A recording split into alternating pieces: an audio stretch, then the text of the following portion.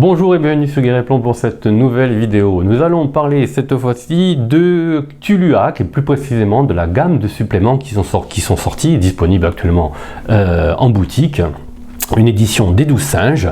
Alors on va commencer par Magie. Alors Magie, c'est le premier opus de la trilogie qui s'appelle Libri Arcanorum. Ensuite on passera au Libri Monstrorum qui lui s'attarde sur les créatures mais aussi présente des recueils de scénarios, etc. Ici pour l'instant on se concentre sur Magie. Alors pour ceux qui ne connaîtraient pas Tuluak, le jeu a fait le sujet d'une critique sur le site Guéréplon où on explique le système de jeu, les différences par rapport au basic role-playing, etc.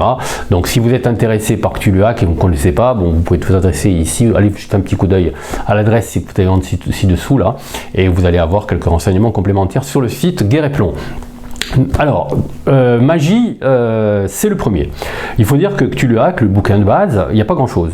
Il y a le système de règles, il y a quelques indications sur le mythe Lovecraftien, mais il n'y a pas énormément de choses. Alors, si vous souhaitez faire un bond dans un autre système de jeu, sortir du basic role-playing, ou si vous ne le connaissez pas tout simplement, sachez que la différence majeure qu'il y a entre Tuluak et qui est confirmée par ce supplément Magie et l'appel de Cthulhu, c'est que c'est beaucoup plus simple et intuitif.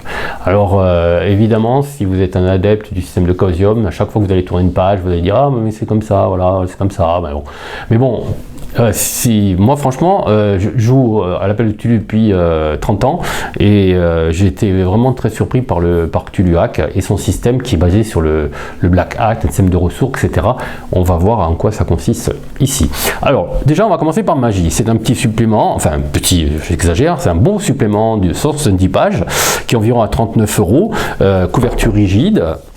À l'intérieur, une bichromie qui n'est pas sans me rappeler un petit peu ce que faisait cet cercle à une époque donnée. C'est très classe, c'est joli, c'est très lisible. On voit très bien, franchement, il n'y a rien à dire. Il y a un petit marque-page doré là pour vous prendre les pages. Voilà. Donc on va démarrer. En quoi ça commence? Ça commence par les crédits, évidemment. Ensuite, une belle illustration toute cthulhienne. Voilà.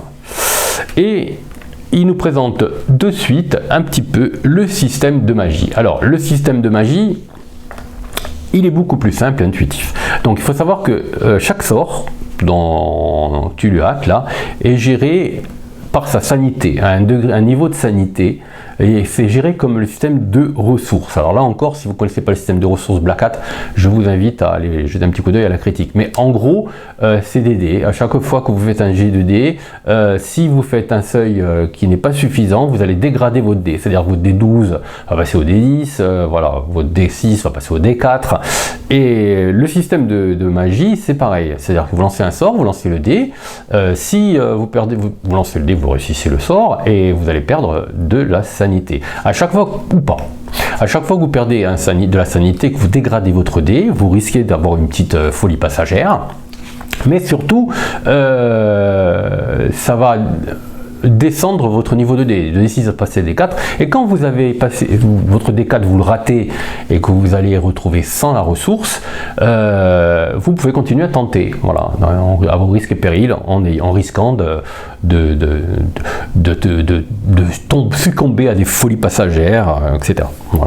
Voilà le système. Vous voyez, c'est vraiment très très simple. J'ai expliqué en 2 lignes. Alors ça va pas plus loin. Voilà. Alors on peut restaurer, là ils expliquent comment restaurer la sanité. Alors restaurer la sanité, c'est à la fin d'un scénario. Un joueur lance une fois le dé de ressources pour chaque sortilège dont la sanité a baissé. S'il obtient 1 ou 2, la sanité remonte. Voilà. En fait, c'est une période de repos. Alors là, on va voir, on voit dans le sommaire que c'est divisé en plusieurs chapitres. Vous avez les écrits interdits. Voilà, les rites, sortilèges et rituels, les signes obscurs, un calendrier impie, les artefacts objets enchantés, un générateur aléatoire de PNJ sorcier, voilà, et avec des personnages, et les remerciements, etc. Donc on va commencer par, après avoir fait cette petite présentation rapide du système de ressources de Tuluak et de la sanité. Alors, à chaque fois que vous dégradez votre dé, vos personnages aussi perdent des niveaux de santé mentale. Hein. Voilà. La santé mentale qui est gérée approximativement de la même manière que dans le basic role playing. Alors les écrits interdits, alors là c'est vraiment très bien. Alors si vous jouez au basic role playing, même ça moi je peux m'en servir tellement que c'est bien foutu.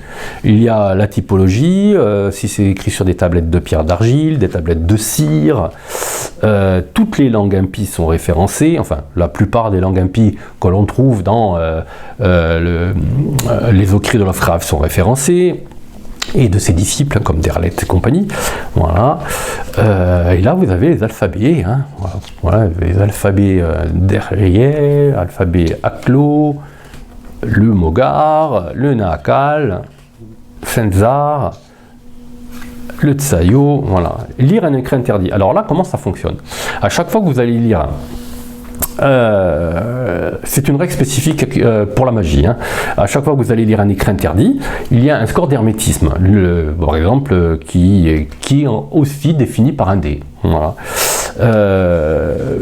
Plus le dé est élevé, jusqu'au dé 12, plus l'hermétisme est compliqué, et ça va, à chaque fois que vous avez commencé à lire, vous allez faire des périodes, vous allez lancer le dé, voilà, et vous allez essayer de dégrader le dé là, vous allez essayer de faire des 1, des dés, des 2, etc. pour faire dégrader le dé, voilà, et quand vous avez fini de dégrader cette série de dés, vous avez réussi à décrypter l'ouvrage, voilà, donc ça prend un certain nombre de temps.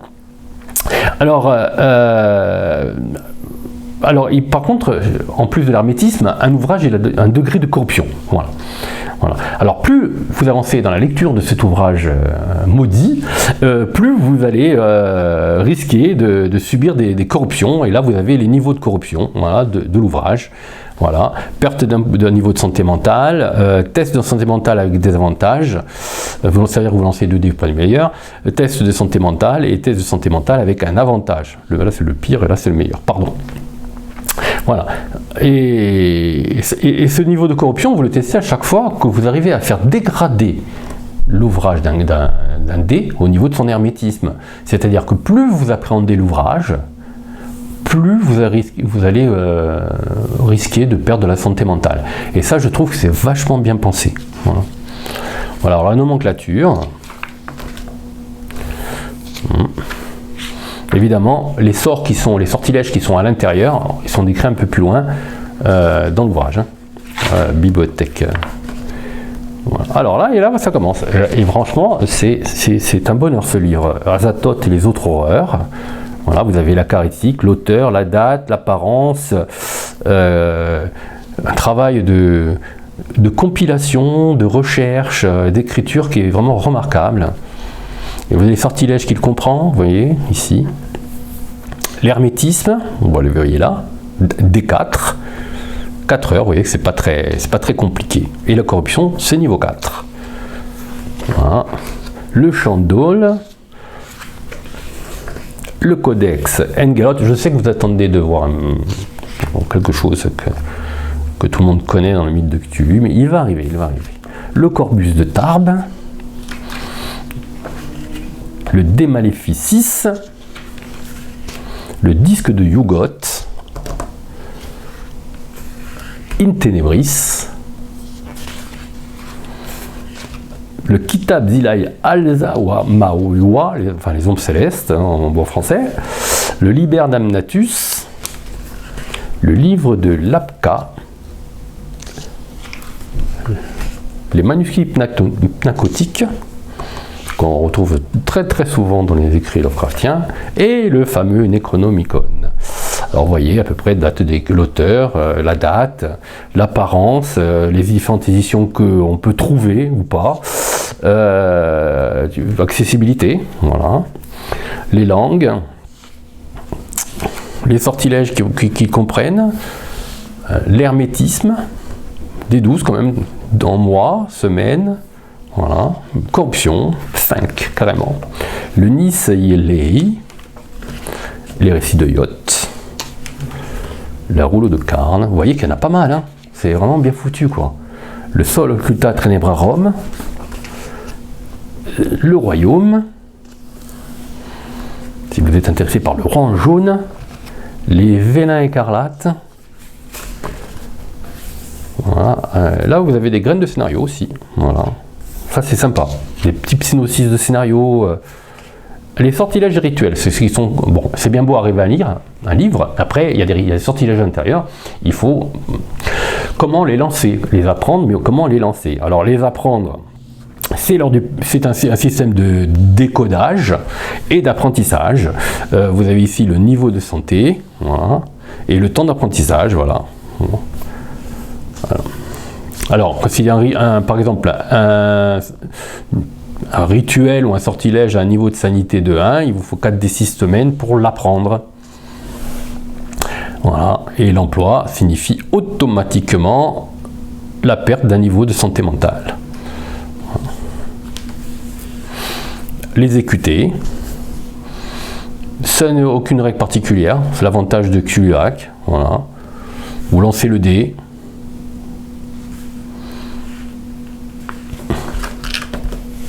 Et vous épuisez la ressource. Voilà. Les rituels collectifs. Et les accidents magiques.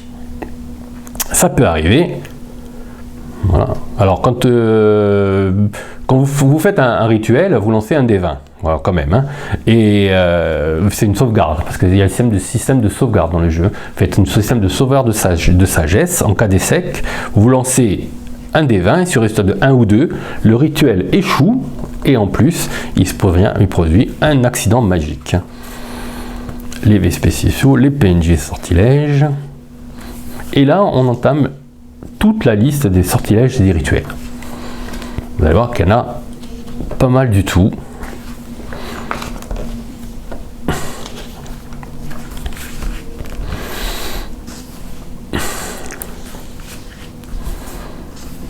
Il y a vraiment toutes les puissances. Alors à chaque fois dans un choc, vous voyez dans quoi ou dans quel ils ont pensé à mettre dans quel ouvrage on peut retrouver le sortilège.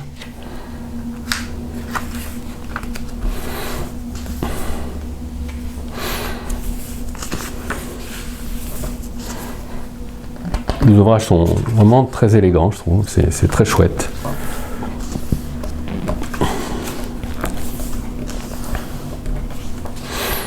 Les signes obscurs.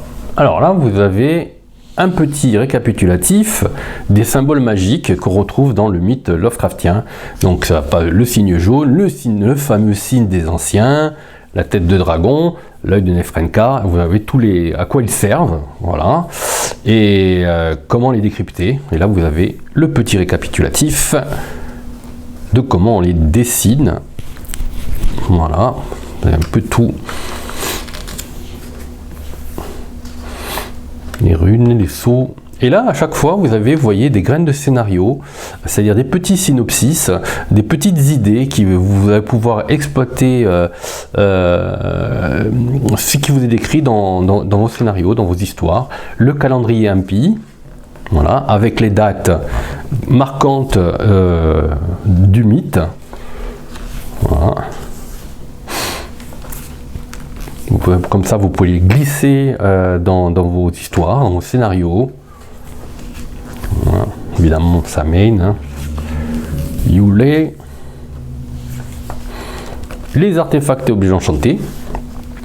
Alors là, il y a des artefacts qui sont déjà présents, mais il y a aussi, vous pouvez identifier, faire fonctionner l'artefact, mais vous pouvez aussi enchanter des objets. À la manière d'un rituel, en fait. Voilà. Et là, vous avez un catalogue des différents artefacts que l'on peut trouver dans le mythe. Le fameux déphaseur Migo, carte de cauchemar. Les objets enchantés sont là. L'apparence, où c'est qu'on peut les trouver, toujours pareil. Comment ça, l'usage. Une tête réduite Jivaro, pourquoi pas. Et les sorciers, alors là, comment créer un sorcier, et vous avez en plus, dans PNJ évidemment, hein, et vous avez également comment arriver à faire intégrer ces PNJ dans vos parties.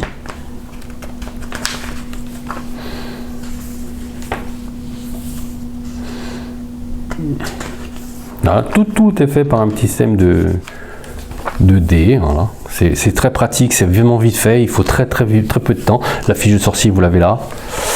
Voilà. Et là, vous avez des PNJ célèbres, Rupert Mintz, Marie-Éléonore Devro,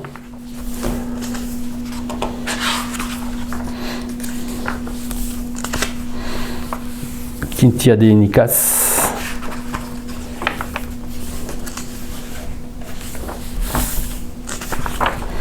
Oliver Barlow,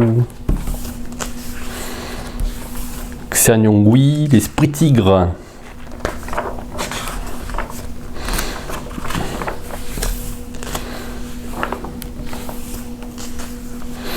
les esprits qui les accompagnent, Nikolai. Vous voyez, il y en a pour vraiment pour tous les endroits où vous voulez faire jouer. Hein.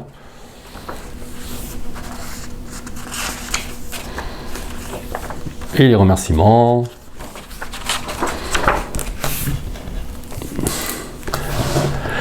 Voilà, Cthulhuac, en quoi ça consiste. Le Libri Arcanorum volume 1 qui est la magie. Alors ce premier tome c'est déjà franchement une belle réussite. Moi j'aime beaucoup, honnêtement j'aime beaucoup. C'est simple, il y a tous les renseignements nécessaires. Même pour débuter, bon, c'est vraiment une petite bible très simplifiée où on trouve en 160 pages tous les éléments nécessaires pour faire entrer la magie et la sorcellerie dans vos parties de jeu de rôle. Voilà. Donc on découvrira les autres tomes qui j'espère seront aussi réussis, hein, j'en doute pas. Et donc si cela vous intéresse, ne restez sur Guerrier.tv et surtout abonnez-vous à la chaîne et partagez avec vos amis. À bientôt.